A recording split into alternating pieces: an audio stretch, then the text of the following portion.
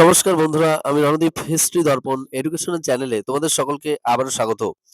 আজ আমাদের আলোচনার মূল টপিক হলো তোমরা যারা পশ্চিমবঙ্গে বোর্ডে অর্থাৎ ওয়েস্ট বেঙ্গল বোর্ডে তোমরা দশম শ্রেণীতে পড়ছো এবং দশম শ্রেণী ইতিহাসের প্রথম অধ্যায় থেকে তোমাদের 4 নাম্বারের অর্থাৎ 4 নাম্বার টিকা আকারেও আসতে পারে অথবা 4 নাম্বারের ন্যূনতম যে নরমাল সংক্ষিপ্ত আকারে প্রশ্ন আলোচনা করো সেভাবেও আসতে পারে। সেই 4 নাম্বারে তোমাদের কি ধরনের ইতিহাসের প্রশ্ন আসবে সেই সম্পর্কে আজকে একটু আলোচনা করব। খুব বেশি প্রশ্ন আমি বলবো না, একদম অল্প প্রশ্ন বলবো। এছাড়াও এর পাশাপাশি আমি তোমাদের প্রতিটা অধ্যায় থেকে 4 নাম্বার, 8 নাম্বার এবং 2 নাম্বারের কি ধরনের প্রশ্ন তোমাদের পরীক্ষাতে আসতে পারে সে সংক্রান্ত পুরো কিন্তু আমি এই 1 বছর ধরে পুরো আলোচনা করে দেবো তোমাদের। ইভেন তোমাদের আমি টেস্টের আগে অর্থাৎ নভেম্বরের আগে তোমাদের কিন্তু সিলেবাসটা আমি সম্পূর্ণ কমপ্লিট করব এবং প্রায় প্রতিটা দিনই আমি তোমাদের মাধ্যমিকের তোমাদের টপিক ধরে ইতিহাসের যা আছে প্রায় সপ্তাহে 2 থেকে 3 দিন করে আমি কিন্তু প্রতিটা টপিক ধরে আলোচনা করে তোমাদের কিন্তু পুরোটা কমপ্লিট করিয়ে দেবো। তবে তার আগে প্রথমেই বলি, তোমরা যারা এই হিস্ট্রি দর্পণ চ্যানেলে নতুন আছো অবশ্যই কিন্তু চ্যানেলটিকে সাবস্ক্রাইব করে নোটিফিকেশন অন করে রাখবে এবং বন্ধু-বান্ধবদের মাঝেও কিন্তু শেয়ার করতে ভুলবে না। তাহলে চলো শুরু করা যাক। আজকের যে প্রশ্নগুলো তোমরা প্রথম অধ্যায় থেকে পড়বে শুধুমাত্র 4 নাম্বারের জন্য।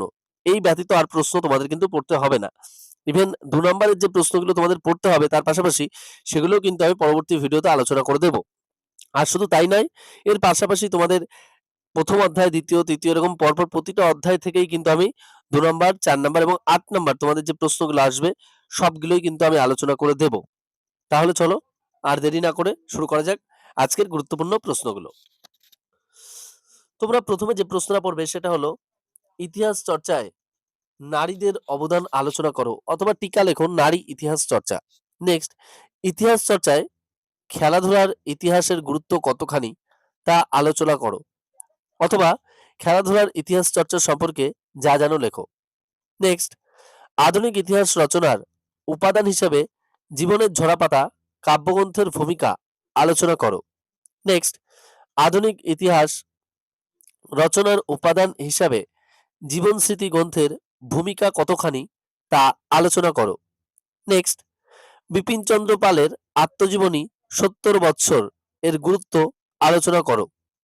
নেক্সট, ইতিহাস চর্চায় আত্মজীবনী ও স্মৃতিকথার গুরুত্ব আলোচনা করো অথবা আধুনিক ইতিহাস চর্চায় ইতিহাসের উপাদান সম্পর্কে আলোচনা করো। নেক্সট, ইতিহাসের উপাদানে সংবাদপত্রের গুরুত্ব আলোচনা করো। দেখো, সংবাদপত্রের গুরুত্ব এক্ষেত্রে কিন্তু তোমরা বঙ্গদর্শন পত্রিকা আছে, হিন্দু প্যাট্রিয়ট আছে, এছাড়াও তোমরা সমাচার দর্পণ আছে। হ্যাঁ, ঠিক আছে? এই যে সংবাদপত্রগুলো এগুলো কিন্তু তোমরা একটু আলোচনা করবে। এর পাশাপাশি গ্রামাবর্তা যে প্রকার যেটা রয়েছে সেটাও তোমরা আলোচনা করতে পারো। আর বিশেষ করে তোমাদের কিন্তু বঙ্গদর্শন আর সমাচার দর্পণ এবং সোমপ্রকাশ এই ৩ টে কিন্তু মোস্ট ইম্পোর্টেন্ট। এই ৩ টে তোমাদের আলোচনা করতেই হবে।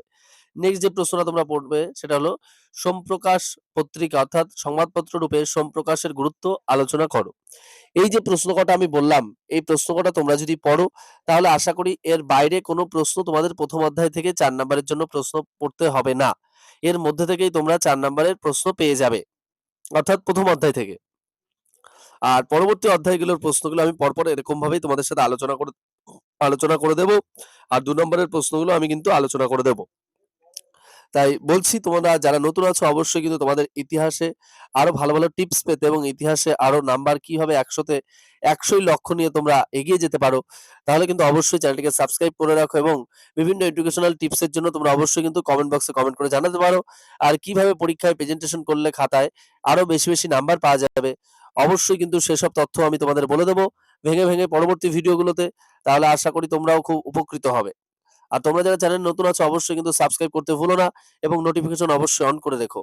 আর তোমাদের আরো কি ধরনের ভিডিও চাই অবশ্যই কিন্তু কমেন্ট বক্সে কমেন্ট করে জানিও। আমি চেষ্টা করব তোমাদের সে ধরনের ভিডিওই উপস্থাপন করার। ভিডিওটি সম্পূর্ণ দেখার জন্য তোমাদের সকলকে অসংখ্য ধন্যবাদ। দেখা হচ্ছে পরবর্তী ভিডিওতে। সকলে ভালো থাকবে, সুস্থ থাকবে। ধন্যবাদ।